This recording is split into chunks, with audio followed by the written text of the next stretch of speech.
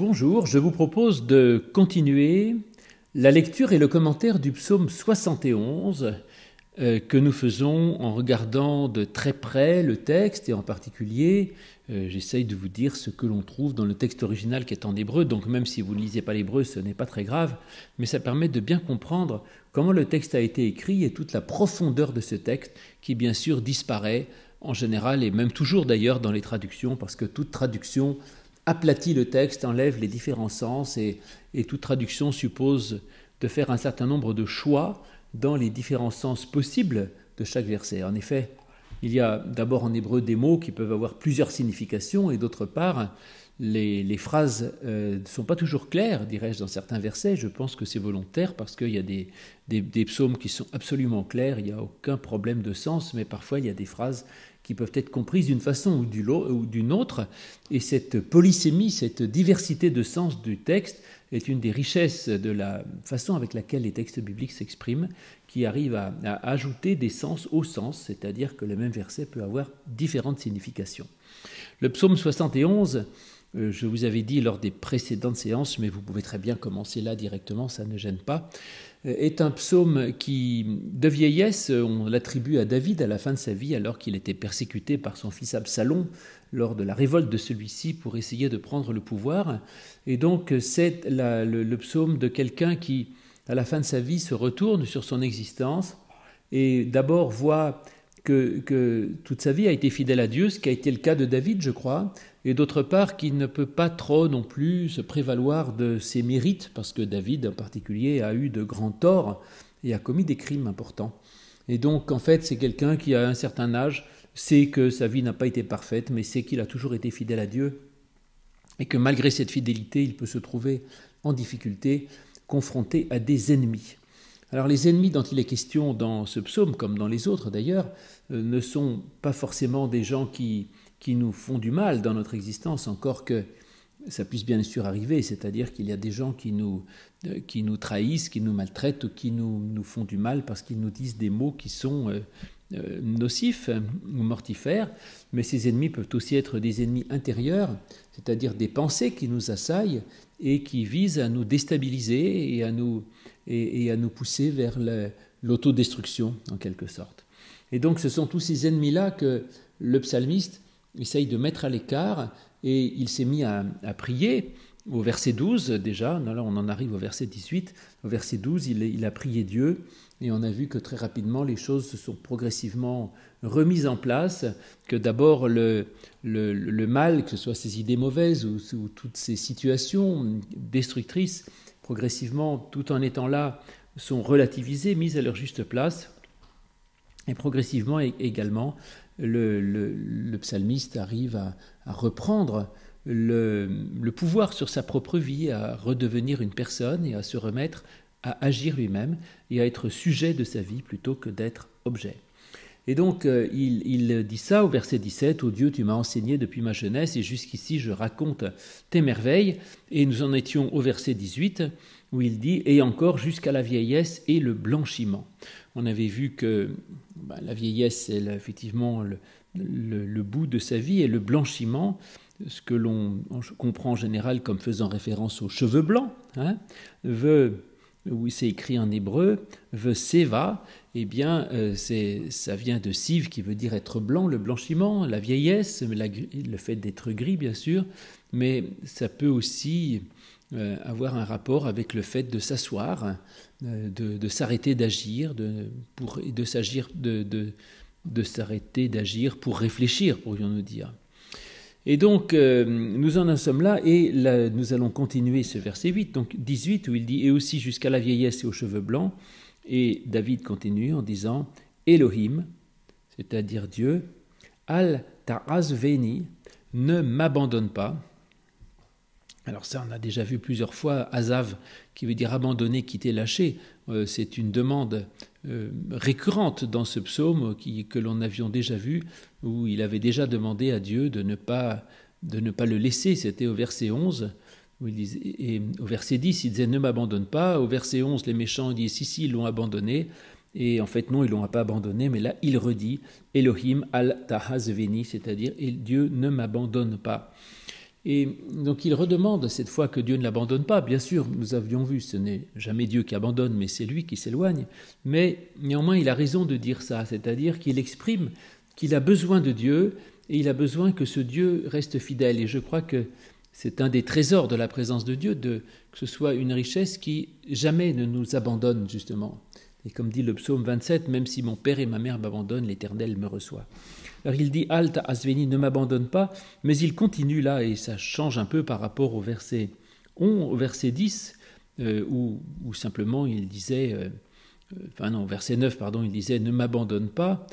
Et là simplement il dit ne m'abandonne pas, Ad Agid, jusqu'à ce que je raconte, Nagad ça veut dire raconter, dire, compter, jusqu'à ce que je raconte, Zeroacha tombera le dor à la génération, sous-entendu la génération suivante.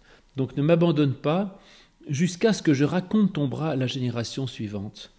Le kol yavo et à quiconque vient, gevuratera ta vaillance. Alors ça, c'est intéressant. Pourquoi ? Parce que il dit qu'effectivement, ne m'abandonne pas jusqu'à ce que.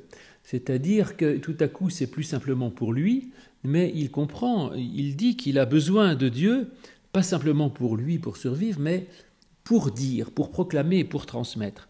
Cette idée de transmission à la génération suivante est une idée qui me semble importante, surtout pour David, là, qui est donc dans la vieillesse et le cheveu blanc, comme il dit, l'âge où on est obligé de s'asseoir pour réfléchir plutôt que peut-être d'agir, mais il dit que le sens de sa vie, c'est donc de transmettre, c'est-à-dire de dire à la génération suivante. Et il dit quoi ? Il dit le zeru atera, c'est-à-dire il dit le bras, c'est-à-dire ce que Dieu fait. Zeru a, c'est le bras, et ça vient, ça me semble intéressant, ça vient de zera, qui veut dire semer, c'est-à-dire que c'est le bras qui sème. Donc, vous voyez, c'est pas simplement qu'il veuille dire les actions de Dieu, il va les dire tout à l'heure, mais c'est pas simplement le bras qui agit, mais c'est le bras qui sème, c'est-à-dire le bras qui donne et qui prépare l'avenir. Donc on est là, effectivement, dans la transmission et dans la préparation de l'avenir. Le semeur sème aujourd'hui pour que demain poussent les gerbes. C'est ce que dit un autre psaume, il dit « Il s'en va, le semeur, il s'en va en pleurant et il revient, ramasse les gerbes en riant. » C'est-à-dire qu'il y a donc la question de la transmission et du moment qui prépare l'avenir. Et donc Dieu est celui qui sème, c'est-à-dire qui donne aujourd'hui pour que ça pousse demain.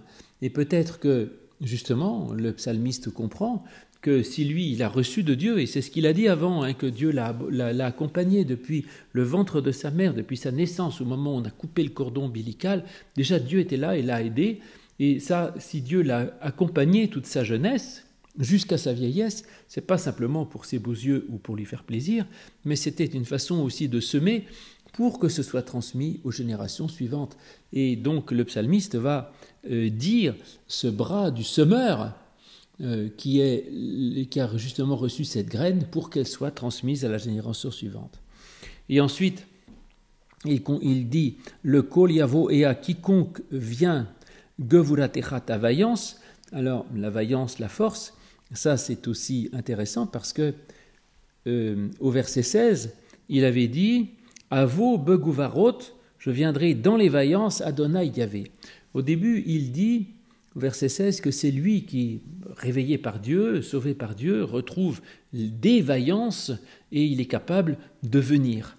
Et ce coup-ci, ce qu'il dit, c'est les vaillances de Dieu. Ta vaillance, d'ailleurs, au singulier, gevuratecha. Et à quiconque vient, je dirai ta vaillance.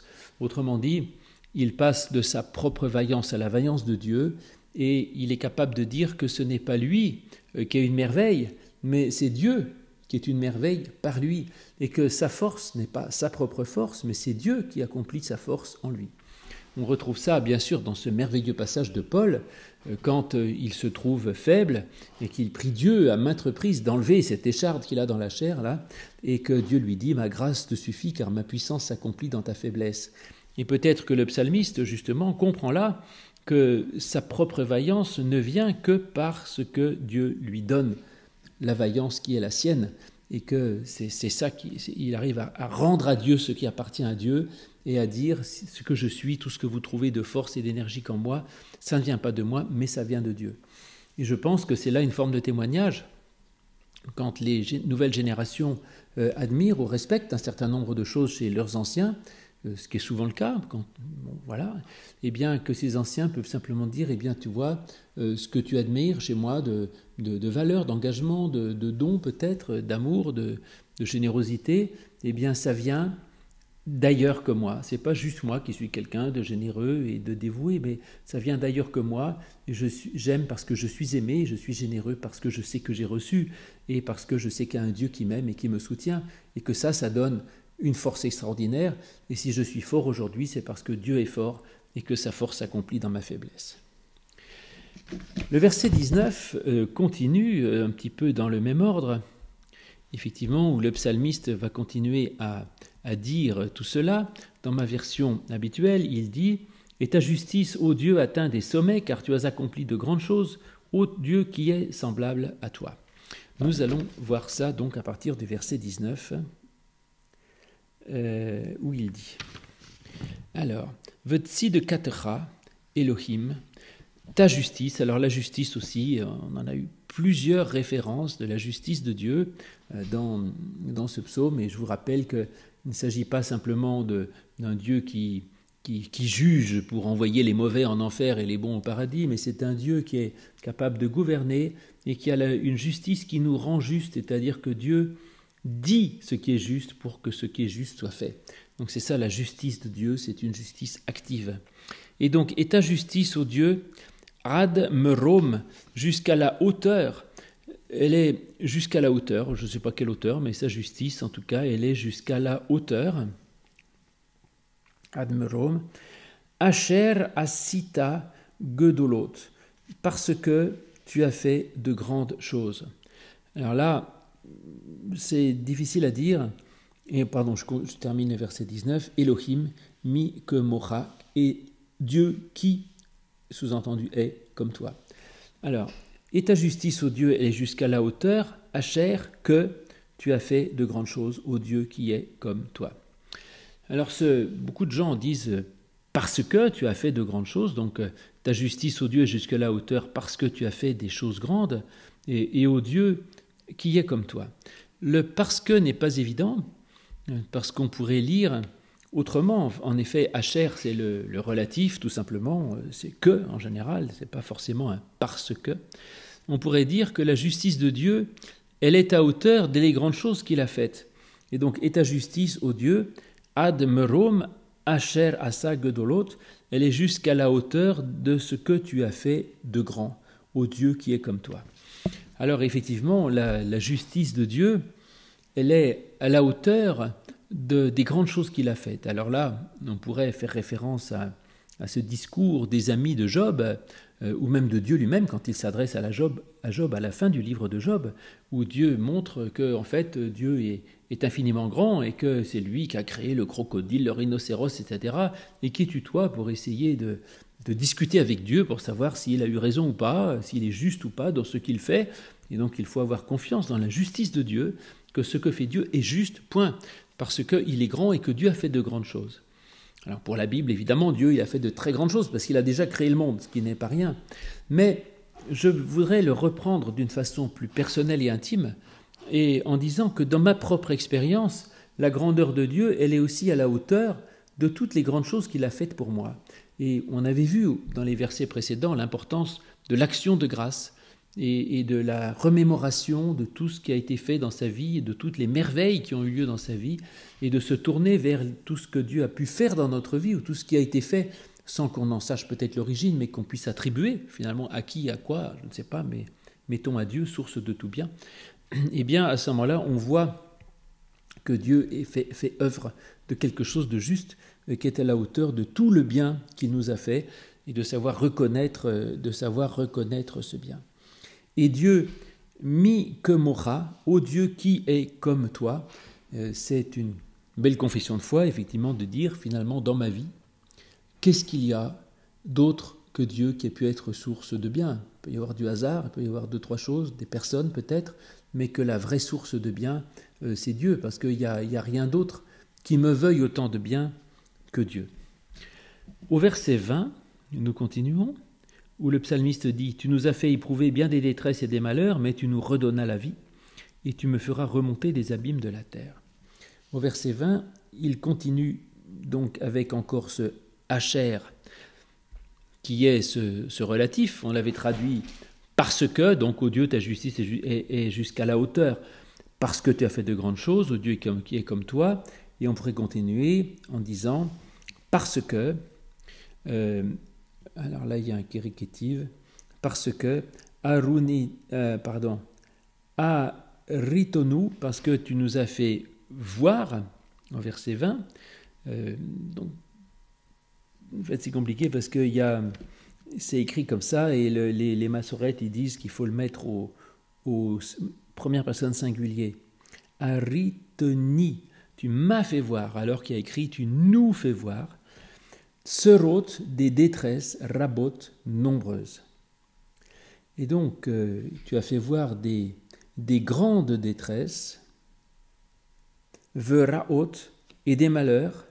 Tu nous as fait voir des grandes détresses et des malheurs. Ta chouve, tu reviens, et encore un kérékétif, c'est-à-dire dans le texte il y a écrit quelque chose, mais les massorettes disent qu'il faut lire autre chose. Et donc eux ils disent qu'il faut lire ta rini, tu nous fais revivre, ou mithomot, et hors de l'abîme, aretz, de la terre. Tu nous fais revivre hors de l'abîme de la terre. Ta chouve, tu nous fais retourner, ti aleni, et tu me fais monter. Comprenons cela. Tu nous as fait voir des détresses nombreuses. Tsarot rabot, nous a fait voir de grandes détresses, des angoisses nombreuses. Tsar, c'est les détresses ou c'est l'angoisse, ça vient de tsarar qui veut dire étroit. Et je pense qu'il n'y a pas mieux comme traduction que de me dire angoisse, parce que angoisse, ça vient de angustus en latin, qui est le fait d'être étroit, et angst en allemand, l'angoisse également. Et donc tsar, ça veut dire étroit, resserré, donc tsar, c'est l'angoisse. Donc tu nous as fait voir des angoisses rabot nombreuses, raot, et des malheurs, et du mal, des problèmes, quoi.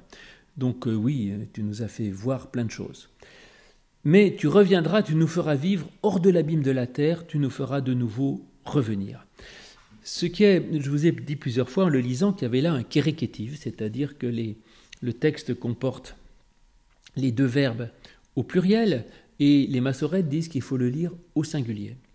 Le singulier évidemment fait sens puisque le texte globalement c'est au je et on peut dire c'est David qui dit « Tu m'as fait voir des angoisses nombreuses, des mâles, et tu retournes et tu me fais vivre, et hors des abîmes de la terre, tu retournes et tu me fais monter. » On peut comprendre que ce soit au je. Ce qui est intéressant pour moi, c'est que le texte original, et les massorettes ont dit il faut lire avec un je, mais je vous préviens, il y a écrit avec un nous, c'est au pluriel. Tu nous as fait voir des angoisses nombreuses et des maux, mais tu retournes et tu nous fais vivre. Et hors de l'abîme de la terre, tu retournes et cette fois tu me fais monter, parce que cette fois c'est bien le i, il n'y a pas de nous. Et j'aime que ce soit au pluriel, parce qu'en effet, là, le psalmiste exprime une grande foi, une confiance en Dieu. Il dit, c'est vrai, j'ai eu de très nombreux problèmes, j'ai eu des angoisses, j'ai eu du mal. Il a vécu longtemps et il le sait bien qu'il a eu des difficultés. Mais ce qu'il dit, c'est que Dieu, à chaque fois, il revient. Et c'est pas tu reviendras, c'est tu reviens. Et Dieu revient sans cesse. On croit qu'il s'est éloigné, mais il revient. Dieu n'est jamais très loin en fait. Il revient, il nous fait revivre. Et hors de l'abîme de la terre, de nouveau il revient, le même verbe, tu reviens et tu me fais monter. Donc là vous voyez que Dieu revient, ou il se retourne deux fois de suite, Dieu revient. Il revient une première fois pour nous faire revivre, et ensuite hors des abîmes de la terre, et il revient et il me fait monter. Donc il y a un double mouvement. D'abord, il nous permet de survivre aux maux et aux problèmes, aux angoisses de tout ce qu'il nous a fait vivre, de tout ce que l'on a pu voir. Une première fois, il revient pour nous permettre de vivre, et la deuxième fois, il revient pour nous faire monter. C'est-à-dire, c'est pas juste de survivre en supportant le mal, mais c'est qu'on arrive en plus à s'élever. Soit que le mal nous élève, ce qui arrive souvent, si cela ne nous détruit pas, comme on dit, mais le mal, les angoisses peuvent nous aider à grandir et à monter avec l'aide de Dieu, quand Dieu nous y aide. Ou alors, c'est que première aide de Dieu, il nous fait survivre, et ensuite, deuxième étape, il nous permet de remonter au-dessus de la mêlée et au-dessus du mal. Dans les deux cas, c'est parce que Dieu revient qu'on y arrive. Et donc, ce n'est pas simplement le mal qui nous a grandi malgré nous, c'est que Dieu revient et il permet que ce mal, non seulement on s'élève au-dessus, mais peut-être aussi on arrive à être grandi par ce qui nous est arrivé. Mais vous disais-je, le texte original avait les deux premiers verbes au nous. Tu nous as fait voir des vrais problèmes et tu as retourné et tu nous fais vivre. Ce nous m'intéresse parce que du coup, on voit que le psalmiste n'est plus retourné sur lui-même, mais qu'il a une sorte de préoccupation aussi des autres, c'est-à-dire qu'il y a une ouverture sur les autres. Et il dit, pas simplement moi, mais je vois qu'il y a beaucoup de gens qui ont eu du mal, donc il y a une façon de communier avec la malheur des autres et d'être dans la compassion par rapport aux autres. Et ce n'est pas simplement mon mal qui me fait mal, mais aussi le mal qui est fait aux autres. Et là, c'est effectivement un problème. Et je vois que même si Dieu m'a parfois aidé, je vois aussi que Dieu a aidé les autres. Et donc il s'ouvre sur les autres, il se rend compte à quel point Dieu a fait des merveilles dans la vie des uns et des autres pour les aider à vivre, parce que Dieu est revenu. Donc il voit à la fois la misère des autres et en même temps ce que Dieu a pu faire comme merveille dans la vie des autres. Donc tu nous as fait voir des angoisses nombreuses, des mâles, tu retournes, tu nous fais vivre, et hors des abîmes de la terre, tu retournes et tu me fais monter. Parce que Dieu a certainement aidé les autres à vivre, il aide tout le monde à vivre d'ailleurs, mais ensuite c'est moi qui me permet de monter, parce que là, c'est un travail individuel, et les autres, j'en sais rien, chacun fait son problème à lui, sa vie à lui, mais en tout cas, c'est lui-même, personnellement, que Dieu fait monter. Et donc moi, tu m'as fait monter. Au verset 21, où le psalmiste continue, je vais vous le lire dans ma traduction habituelle, où il dit « Accrois ma grandeur et console-moi de nouveau ». Il dit en effet cela « Te rêve gedulati ». Tu accrois, c'est pas un impératif, contrairement à ce que disait ma traduction, accrois ma grandeur, non. C'est tu fais grandir, rav ça veut dire grand donc, ou nombreux, tu multiplies, tu agrandis, gedulati, ma grandeur, gadol ça veut dire grand. Donc tu accrois ma grandeur. Et ve'tisiv, et tu, savav ça veut dire tourner, entourer, et tu entoures, te nachameni, nacham ça veut dire consoler ou convertir, nacham ça veut dire consoler, c'est un verbe bien connu bien sûr qui est le début d'Ésaïe 40, consoler mon peuple, nachamu ami, dites-lui que sa peine a été enlevée, etc. Et donc tu retournes et tu me consoles. Alors, tu accrois ma grandeur, mais là encore, c'est ma petite manie, je suis toujours sensible à ces signes que les massorètes ont ajoutés, et là encore, nous avons un signe intéressant, qui est ce pasek qu'on trouve à différents endroits, où effectivement, il y a écrit « Terev, pasek, gedulati, ma grandeur, et tu retournes et tu me consoles ». Donc ce pasek, cette barre, vise à vouloir séparer le terev du reste. Ça me plaît parce que, j'allais dire en lisant comme ça un peu rapidement le texte, terev gedulati, tu augmentes ma grandeur. Bon, est-ce que vraiment c'est le but que je grandisse et que je me considère comme une chose très très grande? Et en fait, on pourrait dire que justement le psalmiste, là, dit simplement terev, tu rends nombreux.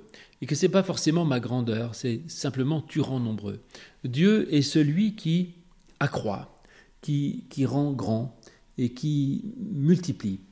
Alors on pourrait le comprendre de différentes manières, parce que, en effet, je vous l'ai dit, c'est un psaume de vieillesse, et on a vu tout à l'heure la question de la transmission qui se pose dans ce psaume, il transmet aux générations suivantes, et la question de la transmission et de la génération suivante est une question extrêmement fréquente dans la Bible ou dans l'Ancien Testament, où la grande question c'est justement de la descendance, avec la promesse faite à Abraham que sa descendance serait nombreuse comme le sable de la mer, des plages, et comme les étoiles dans le ciel.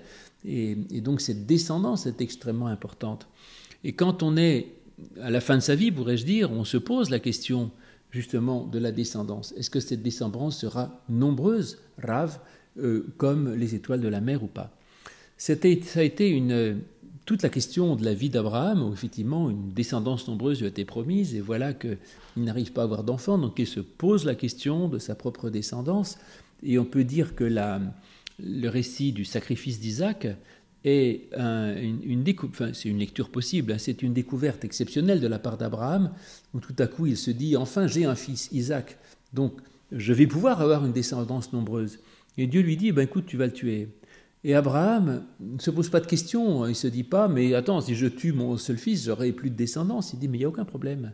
Parce qu'Abraham a compris certainement que la descendance n'est pas nécessairement par la chair ou par la généalogie directe, mais qu'il y a un autre mode de descendance.